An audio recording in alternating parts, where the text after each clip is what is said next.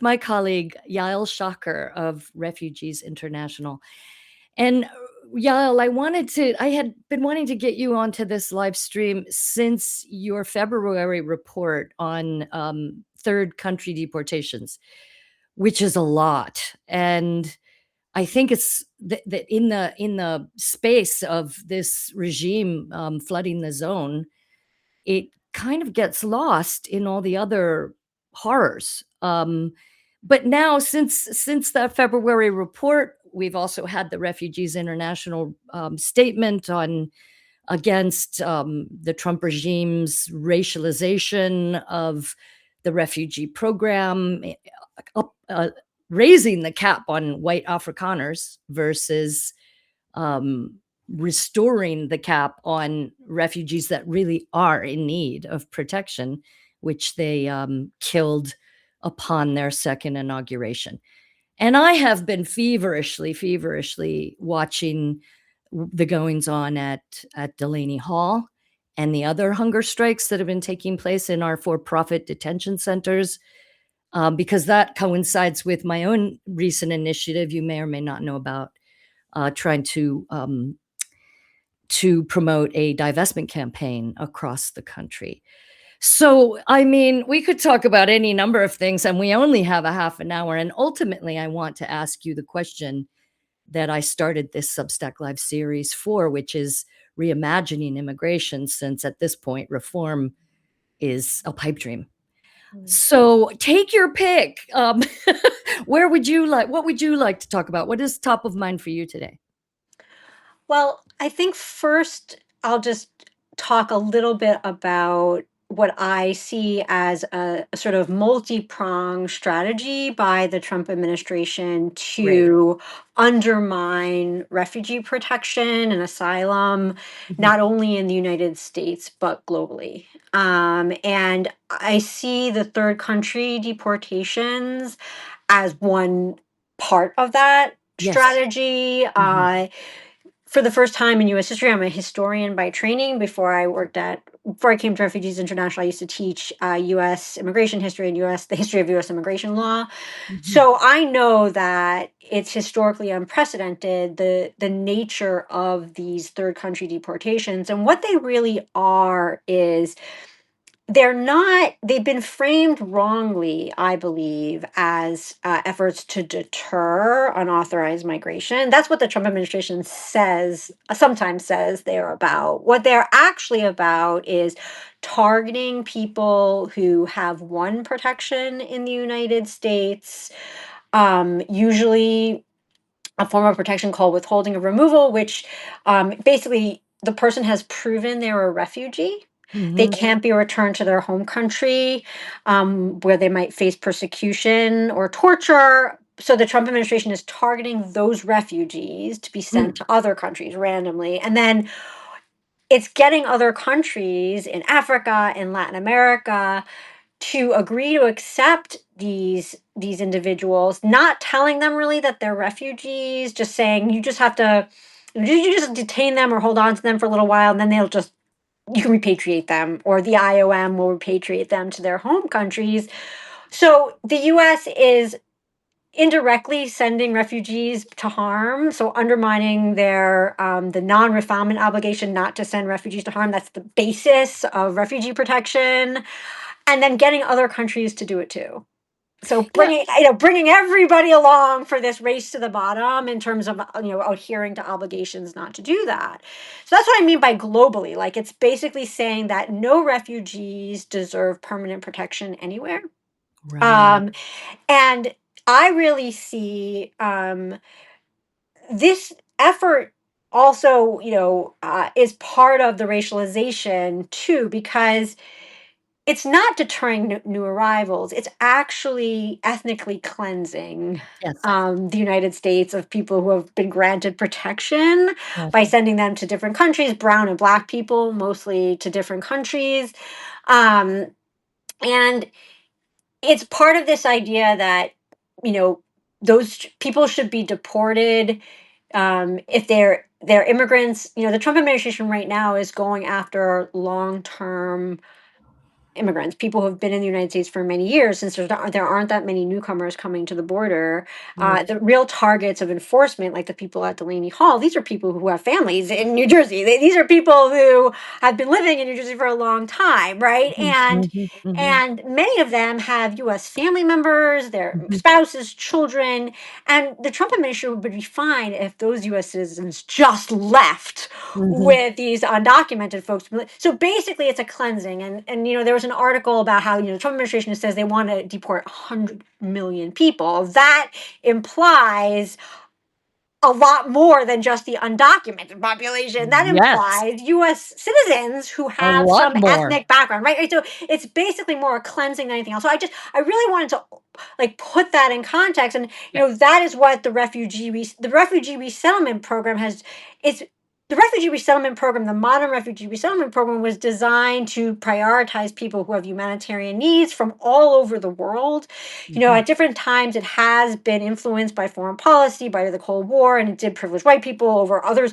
So I'm not saying it's never been a perfect program. There's always been problems with the way it's been implemented, but um, the Trump administration is like trolling the very idea Mm, of that there are some people who really do deserve and need and should be granted refugee protection by basically making fun of it and saying we're just going to resettle these like white Afrikaners who aren't really refugees, right? So it's basically undermining. There's this undermining yeah, going on that goes deeper than just banning or stopping. It's undermining, which is yeah. another thing, and which is why, as you said, and I'm happy to talk about next, why I think you're right. Like, we need to go further than reform, Yeah, towards actually like rebuilding from like scratch pretty much, yeah.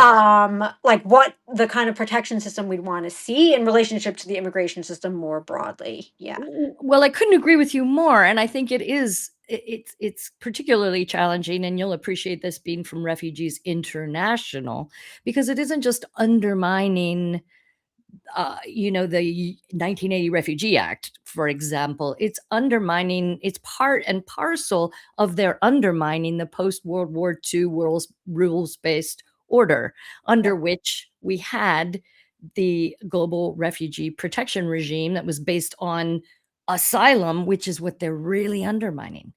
And you Yeah. know what? The sad and horrible, horrible truth is that it's happening here too. As you know, I live on the other side of the Atlantic. I live in London, which once upon a time was part of Europe, and I've lived in Europe during Angela Merkel's opening up of Germany to the Syrian refugees, and then the fascism that resulted from that. So I feel like we are seeing in Fortress Europe, as well as now a Fortress USA, an undermining of global protections across the board at a time in history when we need protections more than ever because of climate crisis and other things, ongoing wars that are creating refugees.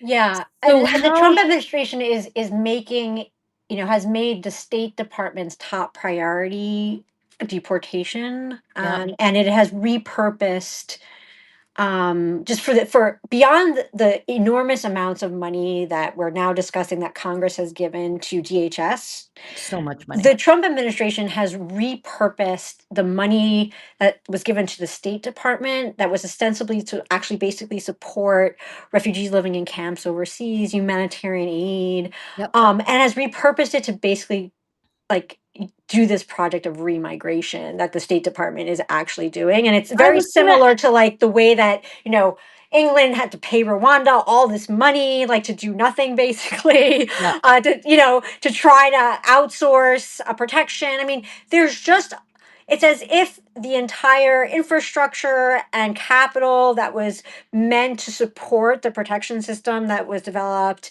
after World War II has like been turned on its head, Yeah, and basically. I was gonna ask you about that as well, because what happens when you take USAID money away? Yeah, You I leave mean, countries you leave countries who actually need cash open to accepting millions of dollars to take deportees that aren't even from there, right? I mean, do you see a connection in that? So there's, these agreements are, there is a sort of transactional nature to our foreign policy that I think has numerous dimensions. Some of it has to do with, yeah, like there have been countries in Africa that have signed these third country deportation agreements, agreeing to take third country nationals, that have also received these new public health agreements that the Trump Mhm. administration has put in place of what existed before, which was a much more robust support for health in different countries. There's also, what's extremely sad about some of the agreements in Africa and Latin America is this effort to basically um, say to African countries in particular, um, you know, if you agree to take third country nationals who then you could just repatriate and don't care about to harm, we won't ban your citizens from coming to the United States. And it becomes this sort of every country for their own nationals, and an undermining of human rights and solidarity, like Right. for people generally, and for, so every country is now just looking out for their own. Right. That is, it's not just America first, but it's saying to other countries, you put your interests first. It's just self-interested across the board, Right. and political. And these agreements are being negotiated at the highest political levels without a lot of transparency, very undemocratic. So it's undermining democracy. It's undermining transparency. So it's part and parcel of a real shift in just foreign policy more generally in the United States, which is promoting this sort of autocratic way of Right. doing this. It is with a very um self-interested and corrupt Yes. mode of working, and leaving, this is not something that's in the best, necessarily the best interest of the people of these countries, but the leaders at the top, and they pick them very strategically, corrupt Yeah. leaders at the top who have something to gain. Yeah. And they seem to be framing a lot of it. Of course, I don't read all of it, but I'm doing my best to keep up. It almost always seems to be framed around security. And it's not. It's that's just the excuse. So I am wondering more and more if in a world that where we've had this paradigmatic shift post 9/11 towards security above all things, if we can still have human rights. What do you think? Yeah, so what's interesting is I really think in many ways this administration has leaned in, yes, to security and like terrorism, but more like criminality. It's Mhm. almost as if a if a immigrant commits a crime, they're treated as like a different species that can like never be redeemed. They Yeah.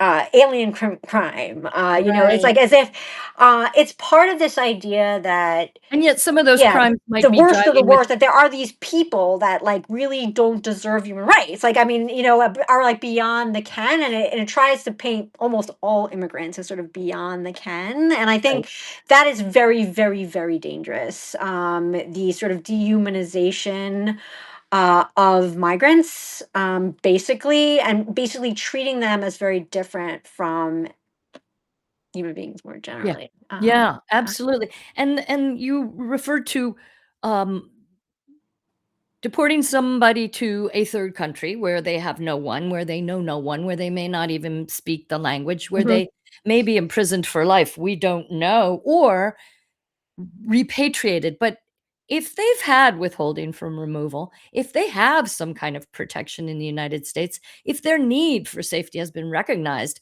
prior to the second Trump regime, then repatriation is refoulement. Exactly, exactly. That is what is happening, and that is the fundamental undermining of refugee protection that I was trying to get at. That it's just assumed that those protections are worthless. It's part of the Trump administration's fundamental belief that there is nobody who really deserves protection. It's all a Right. fraud. They truly believe that the only solution to people actually fleeing harm is Mhm, repatriation. They do not believe that there's any mhm, real refugees out there. We see mhm, that mhm, with their like mhm. resettlement of Afrikaners who aren't actually refugees. Like that really encapsulates what I'm trying to get at. They Yeah, just don't believe that real refugees exist.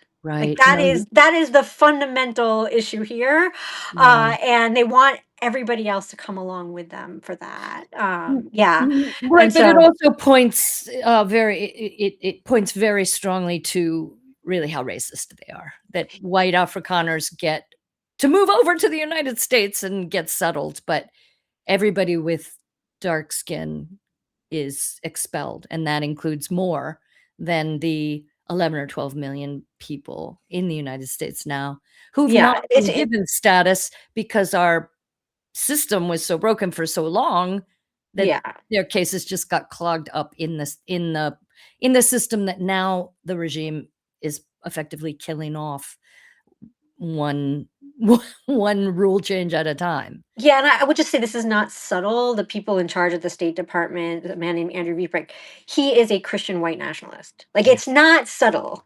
No. And so I would just urge your audience, the audience listening to this, just look at Mhm. the websites of DHS, at the State Department, look at the Mhm. comments and the statements that they've made, the interviews that they've done. They say this. I mean, this is not, I am not attributing to this administration anything that they basically haven't said out loud. They Oh, have they're said right the out loud quiet now. part out loud. Yep. Like it is not subtle. No. And which is why I really feel it's an obligation to really call it. I mean, if they are being clear about their what their intentions are, it behooves us to really take them at their word.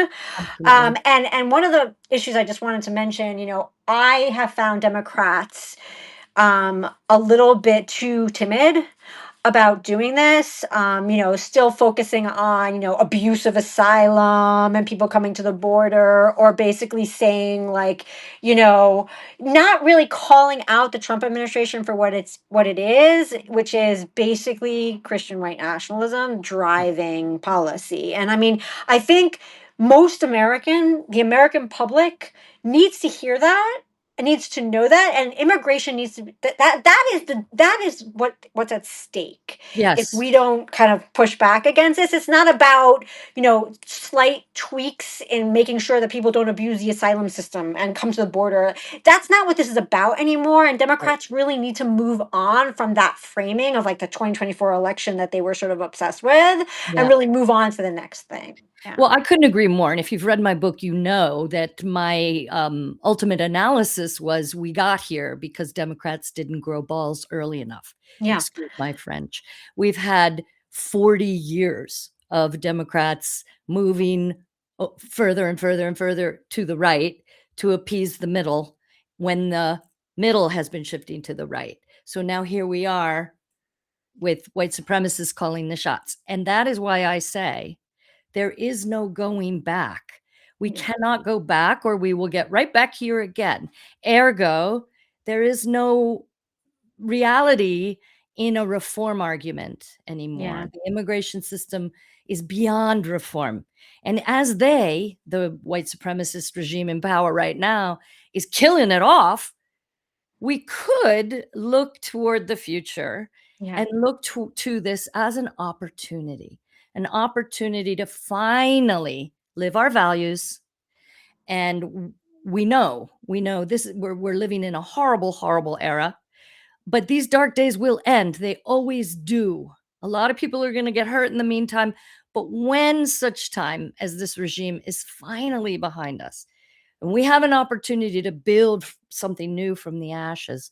What do you envision? What does the world look like that you would like to live in? And a world where reform is not possible, how would you reimagine immigration, both in the United States and globally? Yeah, two things I wanted to. One issue that I'm very upset about is the abandonment of paths to permanency in the even Mhm. in the sort of bills that are being proposed. I mean, there needs to be no more creation in the United States of like a plethora of like temporary protected statuses that can be taken away easily. People need to be put on a path to citizenship in the United States so they don't have to worry about, they don't have to be insecure. The Mhm. fundamental insecurity of so many immigrants who've been living with temporary protected status or in Mhm. this asylum backlog or Mhm. came in on parole and now that's gone. Like there's just a Mhm. lot of people, and then there's the undocumented population. So all of these folks need to be put on paths to more permanent status. So we need to keep emphasizing that, because one of the things the Trump administration is trying to do is make, again, like I said, only temporary protection at best, is what you're going to get. And no, we need to make immigrants immigrants already contribute so much to immigrants, asylum seekers, whatever, contribute so much to the economy, to the culture of the United States.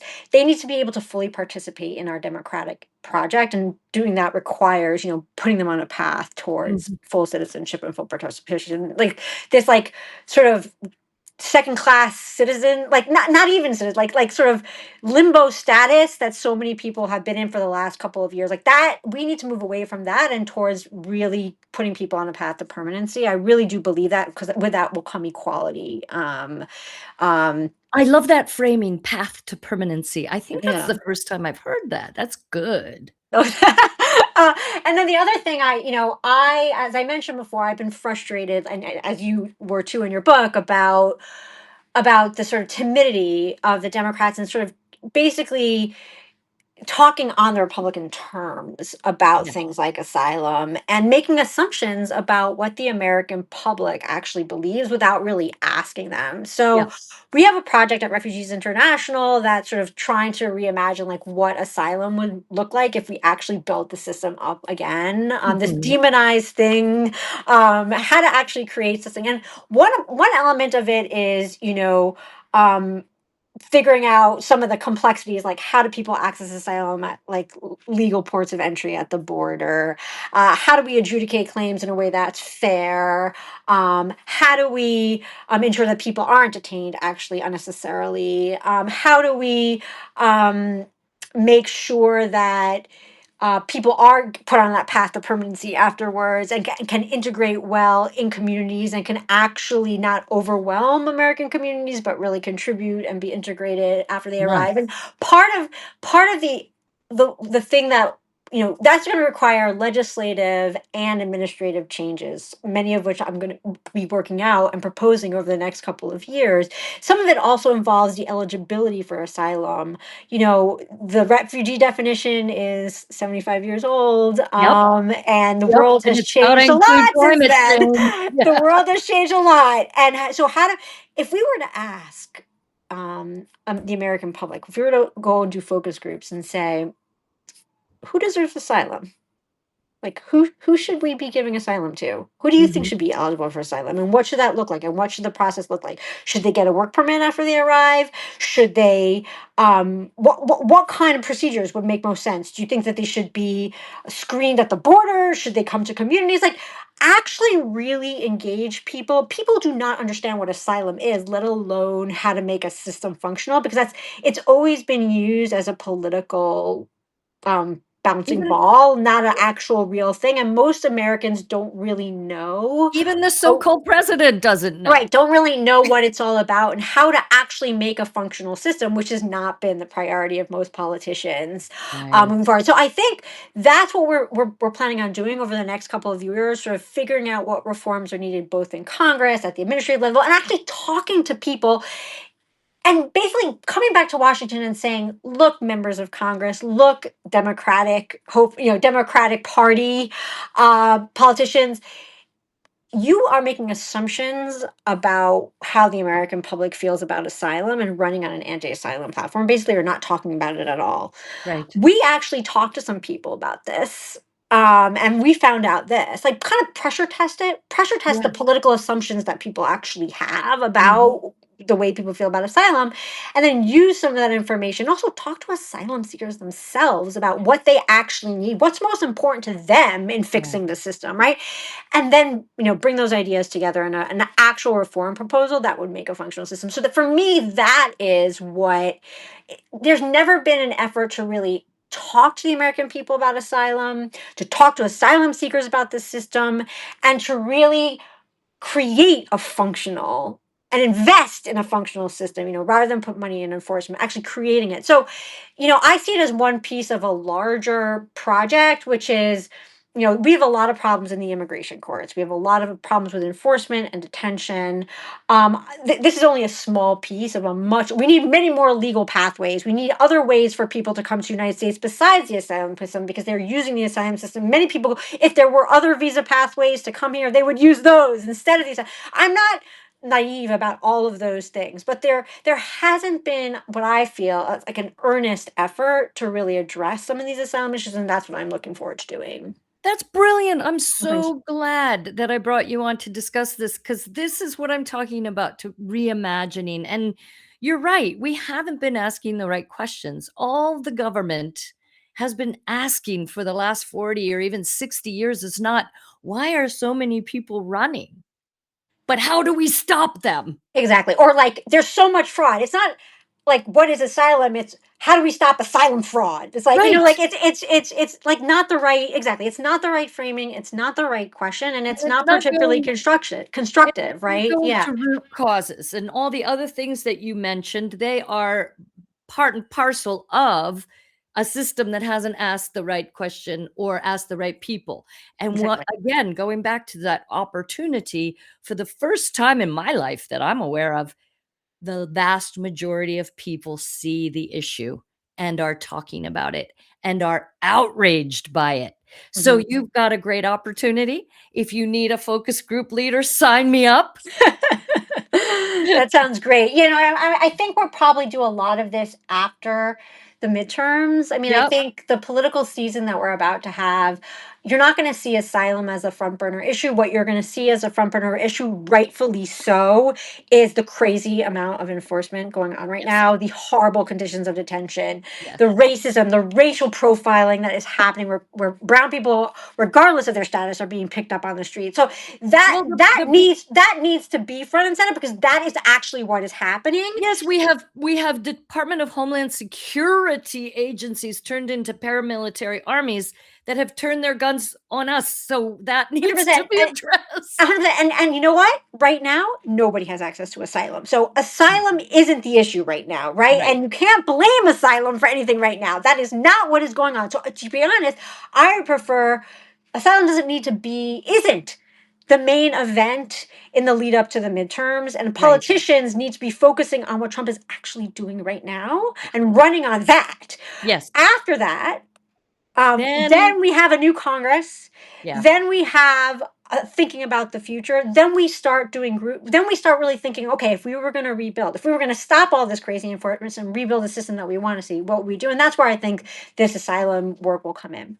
Well, let's hope we have a new Congress. I hope so. Let's be This manifesting that. gerrymandering is driving me crazy, and I'm very nervous. So I have a We lot have how riding many on it. months before to fix Congress, or at least to flip the majority so that we can put the brakes on the remaining, unfortunately, 2 plus 3 plus years. I lost count.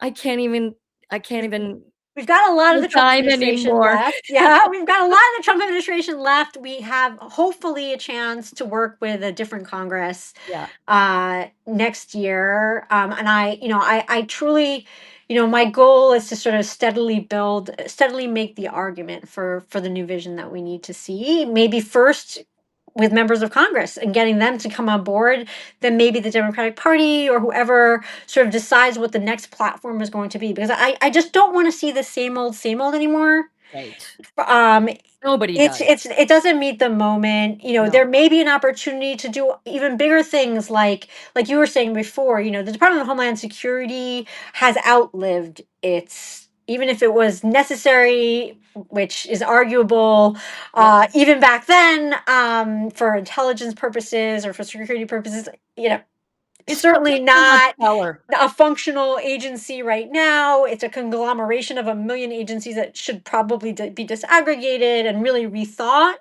I have, that's a whole nother topic for another We show, can talk about that perhaps. on our next live. Yeah, yeah. But, I do think like that is another thing that, Congress could be focusing on now, and in the future, because I do think that that is probably the accountability for what's happened, holding this administration accountable for the Yes, horror that we've been seeing is front and center, and the sort of reconfiguring of the enforcement apparatus, definitely of DHS, and then hopefully once that happens, there'll be more room for the more affirmative vision building that we want to absolutely. see.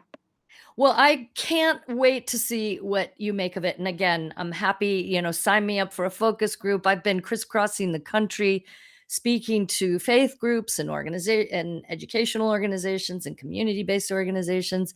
So we've got access to people who are having these conversations, and I'm sure they'd love to reimagine immigration with you.